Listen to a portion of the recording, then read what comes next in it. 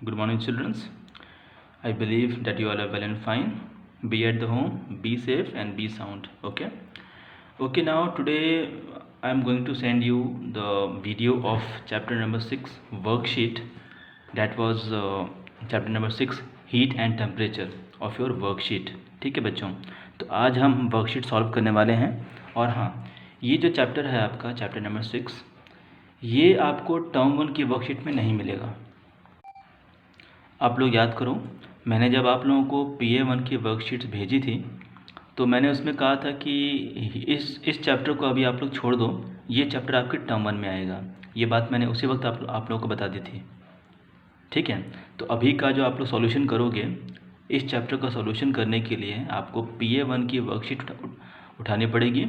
और उसमें आप देखिए ये चैप्टर दिया हुआ है, केवल यहाँ पे हीट लिखा हुआ है, इसके आगे आप लोग ऐड कर लो heat and temperature, chapter number 6 heat and temperature. ठीक है बच्चों, okay. Now let's have a see question number 1। देखो, using the symbol segregate hot and cold objects. अब देखो, मतलब इनके बेसिकली आप जिस फॉर्म में इसको यूज़ करते हो उस फॉर्म में आपको टिक मार्क लगाना है। अब देखो, जैसे आइसक्रीम है, तो आइसक्रीम को तो आप मेल्ट करके भी खा सकते हो और फ्रीज़ करके भी खा सकते हो। ठीक है, लेकिन बेसिकली आइसक्रीम का नाम ही हमने रखा है आइसक्रीम क्योंकि ये आइस की तरह जमी हुई होती है, ये आइस की तरह होती है। ठीक है, तो बेसिकली इसका नेचर कैसा होना चाहिए? ठंडा होना चाहिए। तो देखो मैंने यहाँ पे क्या लगाया है, कोल्ड के नीचे टिक मार्क लगाया है। ठीक है, नेक्स्ट नंबर देखो टी। अब चाय चाहे आप ठंड के मौसम में पियो या गर्मी के मौसम में पियो, हर मौसम में चाय आप गर्म ही करके पीते हो। ठीक है, तो इसलिए बेसिकली इसका जो नेचर होता है वो कैसा होता है? गर्म होता है। इसलिए मैंने देखो हॉट के सामने टिक मार्क लगाया है। ओके, थर्ड नंबर आइस, बर्फ़। बर्फ़ कैसी होगी? ठंडी होगी। तो देखो कोल्ड के सामने मैंने टिक मार्क लगाया है। बर्निंग कैंडल, कोई भी कैंडल जब बर्न करेगा तो कैसा होगा? कोल्ड होगा? नहीं, हॉट होगा। ठीक है बच्चों, बस इतना ही करना है आपको। मतलब इस एक्सरसाइज का एम ये था कि आप हमारे नेचर में मिलने वाले डिफरेंट ऑब्जेक्ट्स के नेचुरल नेचर को पहचानो। ज़रूरी नहीं है कि आप उसको हमेशा उसका स्टेट चेंज करके ही उसको देखो, नहीं, वो अपने नेचुरल नेचर में किस फॉर्म में मिलते हैं, that you all are being required to be learn. Okay, question number 2, state whether true और फॉल्स। अब आपको यहाँ पर ये बताना है कि ये ट्रू है या फिर फॉल्स है। देखो, the range of laboratory thermometer is from -10 degree Celsius to 110 degree Celsius.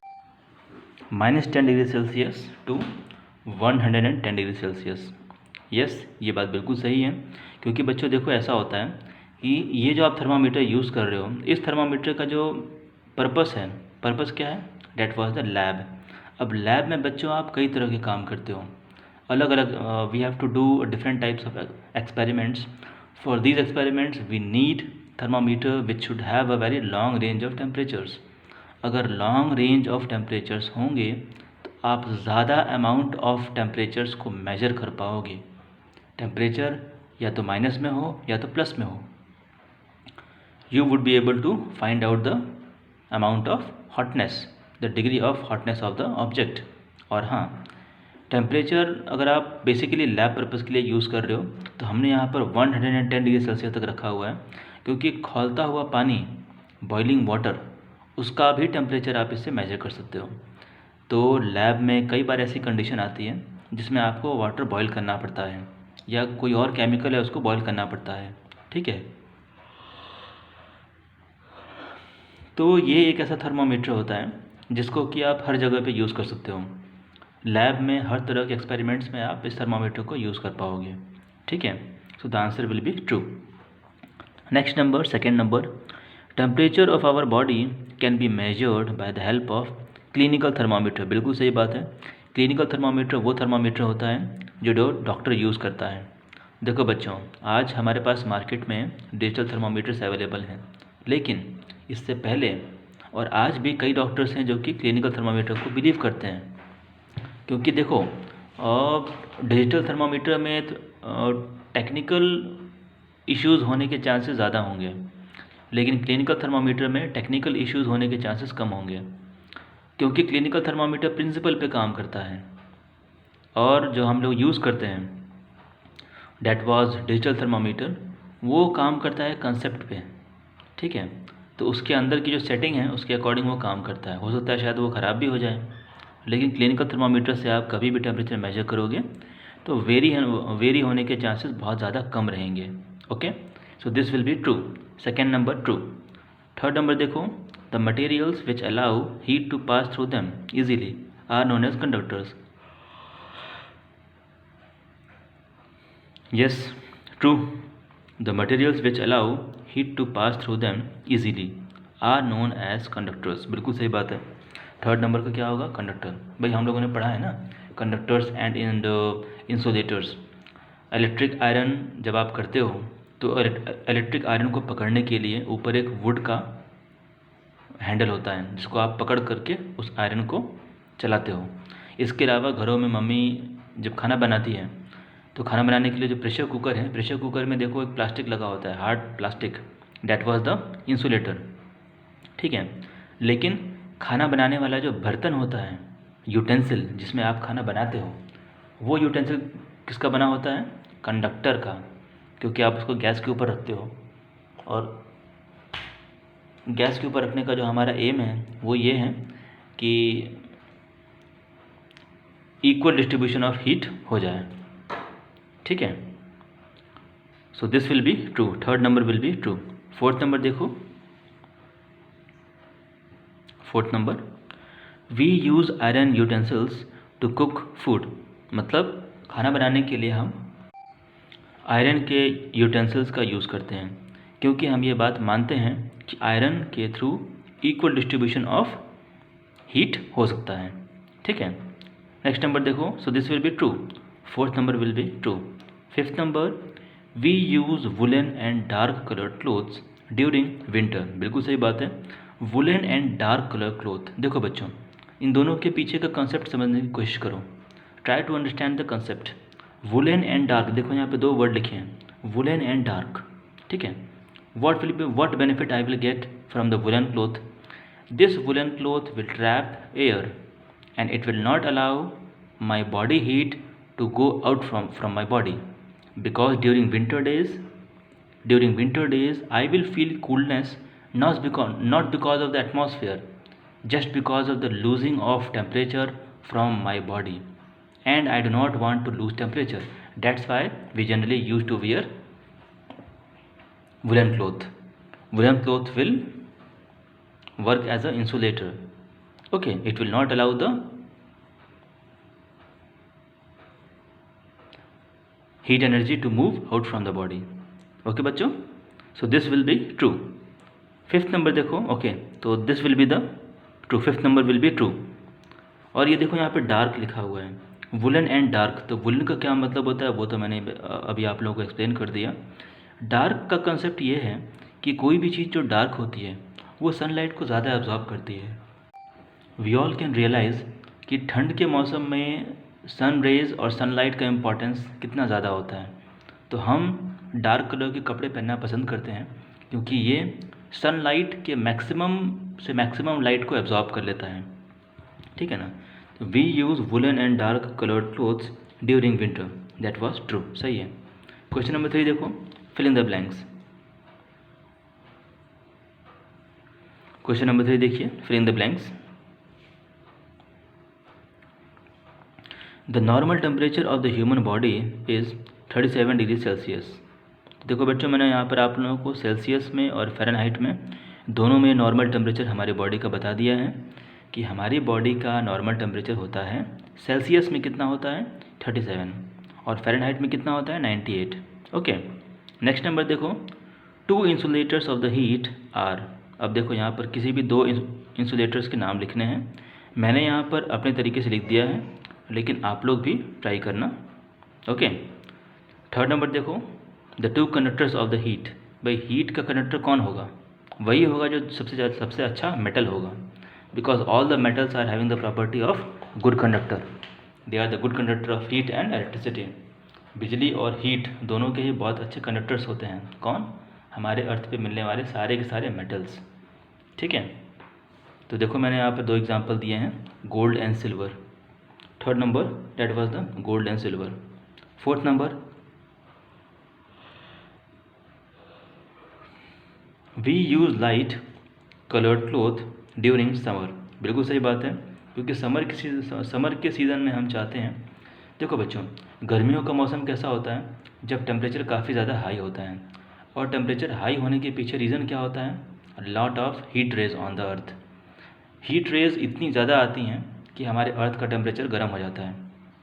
ठीक है, तो इतना ज़्यादा जब लाइट आएगा तो आपकी बॉडी ये चाहेगी कि उसके ऊपर वो लाइट ना पड़े, क्योंकि अगर आप डार्क कलर के क्लॉथ पहन लोगे तो वो सनलाइट को एब्जॉर्ब कर लेगी। गर्मियों के मौसम में आप गर्मी से परेशान रहते हो और आप चाहते हो कि आपको कूलनेस मिले, इसके लिए आप डार्क क्लॉथ नहीं पहनोगे, आप क्या पहनोगे, लाइट क्लॉथ, ताकि सन रेज जैसे ही उस कपड़े पे पड़ें तो वो रिफ्लेक्ट हो जाएं, एब्जॉर्ब ना हो। Fifth number, we use woollen and dark coloured clothes during winter. We use woollen and dark colour cloth during winter. बिल्कुल सही बात है भाई, ठंड के मौसम में हम वुलन क्लोथ्स को पहनते हैं, and dark colour clothes during winter. Dark colour हम इसलिए चुना क्योंकि डार्क कलर जो होता है वो मैक्सिमम से मैक्सिमम लाइट को एब्जॉर्ब कर लेता है, और ठंड के मौसम में हमें सनलाइट की बहुत ज़्यादा रिक्वायरमेंट होती है। ठीक है, ठंड से बचने के लिए। चलो बच्चों, तो ये आपका क्वेश्चन नंबर 3 हो गया। अब क्वेश्चन नंबर 4 देखो, match the following. All of U turn over the page. See the land breeze flow during. Land breeze का मतलब क्या होता है, वो हवाएं जो लैंड की तरफ से जाएं। भाई दिन के वक्त में जो हवाएं होती हैं वो ओशन से लैंड की तरफ आती हैं, और रात के वक्त में लैंड से ओशन की तरफ जाती हैं। तो देखो मैंने वही लगाया है यहाँ पर, land breeze flows during night, sea breeze flow during day. Third number, dark colour clothes are preferred during. भाई डार्क कलर कब होगा, ठंड के मौसम में होगा, क्या लगाया मैंने यहाँ पर, winter. Light coloured clothes are preferred during, light colour clothes को हम प्रेफर करते हैं कब, during the summer. Okay, this will be your match the following. Now see, इसके अलावा देखो मैंने यहाँ पर आंसर्स को लिख भी दिया है आपके, कि फर्स्ट का डी, सेकंड का फर्स्ट, सेकंड, थर्ड, फोर्थ, और ये डी सी बी ए। अगर आप इसको नंबर देना चाहते हो तो ये भी आपका उल्टा हो जाएगा, मतलब 1 2 3 4 यहाँ पे, ठीक, इसका उल्टा 1 2 3 4। ठीक है, चलो यहाँ तक हो गया। Now see, this is the picture which has been given in your worksheet. अब देखो, अब इस पिक्चर को ज़रा आप ध्यान से देखो। इसमें आप देख रहे हो कि नीचे हमने एक बर्नर लगाया है, दिस इज द बर्नर, और हमने यहाँ पर एक स्टैंड लगाया है। ठीक है, इस स्टैंड पे मैंने पानी गर्म होने के लिए रख दिया। अब पानी गर्म हो रहा है, तो पानी को गर्म करने के लिए कितने कितने तरह के चीज़ें वहाँ पे हो रही हैं। पहली चीज़ तो गैस और कंटेनर, ये दोनों आपस में डायरेक्ट रिलेशनशिप में हैं। ओके, तो मतलब इनके बीच का जो कांटेक्ट है वो काफ़ी ज़्यादा पास का है। तो यहाँ पर जो हीट ट्रांसफ़र होगी वो हीट ट्रांसफ़र होगी बिकॉज ऑफ टचिंग, क्योंकि देखो यहाँ का जो गैस है वो इस कंटेनर को टच कर रहा है, तो यहाँ पर जो हीट ट्रांसफ़र होगा that will be just because of the conduction. या फिर चलो, अगर आप नहीं मान रहे हो तो आपने यहाँ पर एक आयरन पीस रख दिया, या फिर कोई सा भी एक ऐसा मेटल रख दिया, ठीक है ना, और उस मेटल को आप यहाँ से गर्म कर रहे हो, और उस मेटल के ऊपर आपने इस कंटेनर को रख दिया, तो अल्टीमेटली में होगा क्या, इस बर्नर से हीट उस मेटल में जाएगी, और वो मेटल अपनी हीट ट्रांसफ़र करेगा इस कंटेनर के अंदर।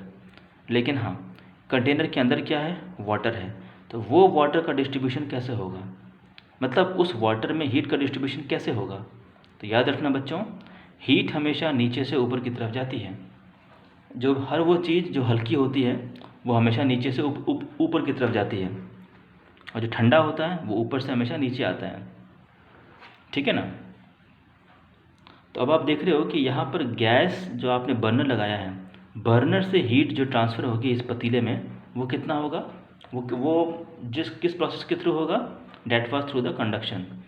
और ये पतीले के, ये जो आप बर्तन देख रहे हो यहाँ पे कंटेनर, इसके अंदर का पानी जो गर्म हो रहा है वो गर्म क्यों हो रहा है, किस प्रिंसिपल की वजह से हो रहा है?